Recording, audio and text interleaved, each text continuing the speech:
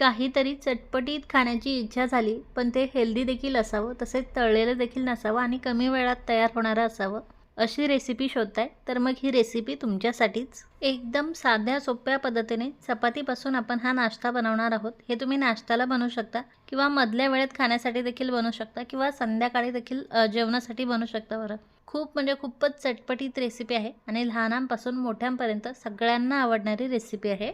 नमस्कार, मी Amruta. कणेक cooking with अमृतामध्ये तुम्हा सर्वांचं खूप स्वागत.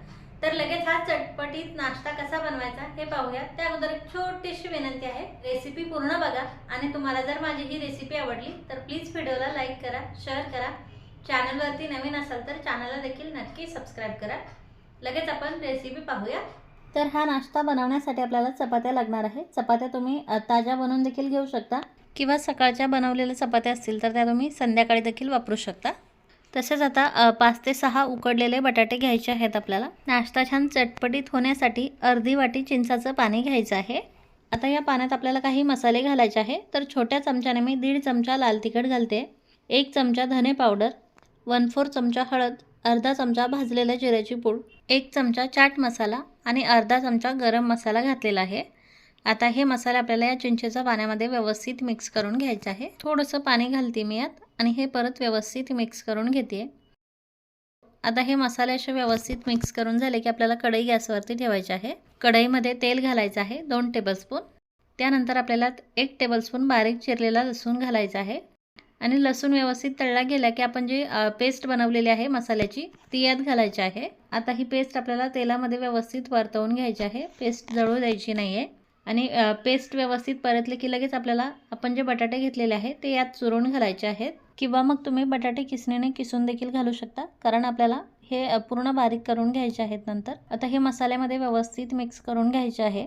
तसेच हा मसाला जर खाली लागत असेल तर यात थोडासा पाण्याचा शिपका मारायचा आहे. बरं, बटाटे मी मसाल्यामध्ये व्यवस्थित मिक्स करून घेतलेले आहे आणि आता ही भाजी खाली लागते त्यामुळे यात थोडंसं पाणी घालते मी.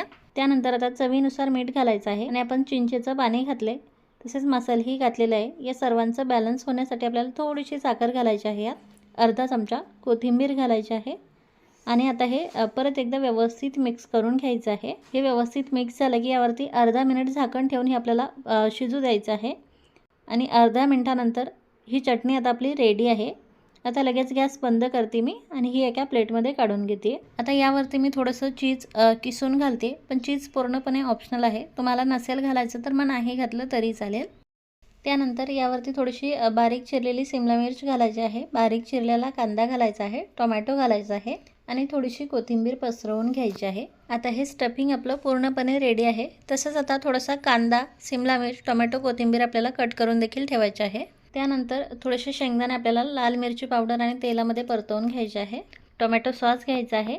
तुम्ही शेजवान चटणी किंवा इतर कुठलीही चटणी देखील घेऊ शकता. आता आपल्याला चपातीपासून हा नाश्ता तयार करायचा आहे. तर आपल्याला चपाती घ्यायची आहे, त्याला टोमॅटो केचप किंवा इतर तुम्हाला जी कुठली चटणी आवडते ती अशी लावून घ्यायची आहे, स्प्रेड करून घ्यायची आहे. त्यानंतर हा बटाट्याचा मसाला आपल्याला यावरती असा पसरवून घ्यायचा आहे. अर्ध्या चपातीवरतीच हा मसाला पसरवून घ्यायचा आहे. बरं, कारण आपण चपाती फोल्ड करणार आहोत. मसाला व्यवस्थित पसरवून झाला की आपल्याला थोडासा कांदा यावरती पसरवून घ्यायचा आहे, थोडीशी शिमला मिर्च देखील पसरवून घ्यायची आहे. त्यानंतर खमंग खरपूस तळलेले शेंगदाणे देखील आपल्याला यावरती असे पसरवून घ्यायचे आहे आणि त्यानंतर चपाती यावरती फोल्ड करायची आहे. याला हाताने थोडंसं दाबून घ्यायचं आहे, म्हणजे मसाला सगळीकडे एकसारखा पसरतो. किती छान दिसतोय आपला चपातीचा रोल, तुम्ही पाहू शकाल. याला तुम्ही असंही खाऊ शकता. बरं, आपण याला थोडंसं तव्यावरती भाजून घेणार आहोत, त्यामुळे हा मी साईडला ठेवला आहे. अजून एक मी तुम्हाला बनवून दाखवते.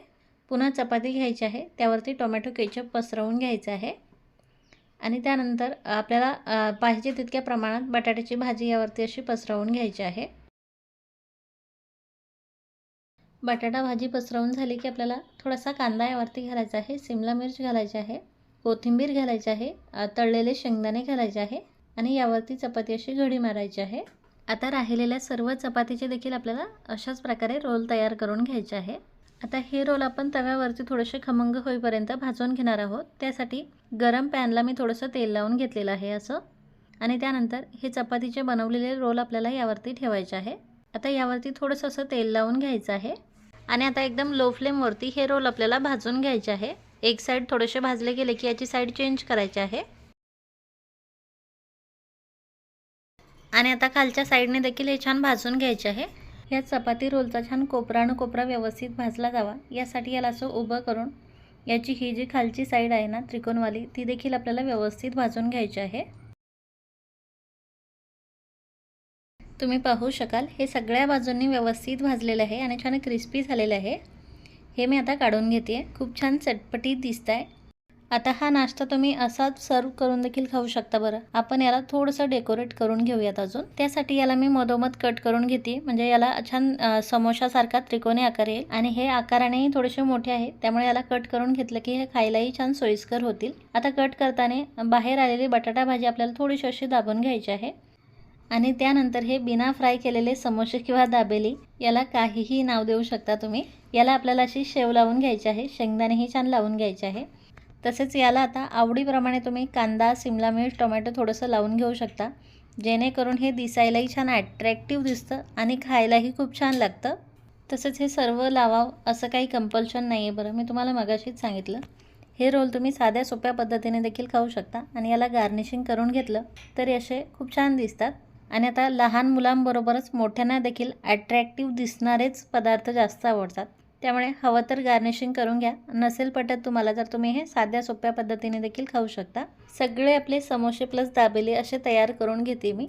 तर आपला हा चटपटीत नाश्ता तयार आहे। फक्त 2.5 चपात्यांपासून एवढा नाश्ता तयार झालाय। बरं बाकीच्या चपात्यापासून तर अजून बनवायचा बाकीच आहे त्यामुळे खूप कमी साहित्यात खूप जास्त नाश्ता तयार होतो आणि चवीला तर अप्रतिम लागतो। तसेच हेल्दी देखील आहे आणि खूप झटपट तयार होतो त्यामुळे एकदा ही रेसिपी नक्की ट्राय करून पहा, तुम्हाला खूप आवडेल आणि तुमच्या मुलांना तर हे चपातीपासून बनवलेला नाश्ता खूपच आवडेल त्यामुळे रेसिपी नक्की ट्राय करून पहा। आणि तुम्हाला जर माझी ही रेसिपी आवडली असेल तर प्लीज व्हिडिओला लाईक करा, शेअर करा, चॅनलला अजूनही सबस्क्राईब केलं नसेल तर नक्की करा। पुन्हा भेटूयात अशीच एक नवीन चटपटीत नाश्त्याची रेसिपी घेऊन। Bye bye.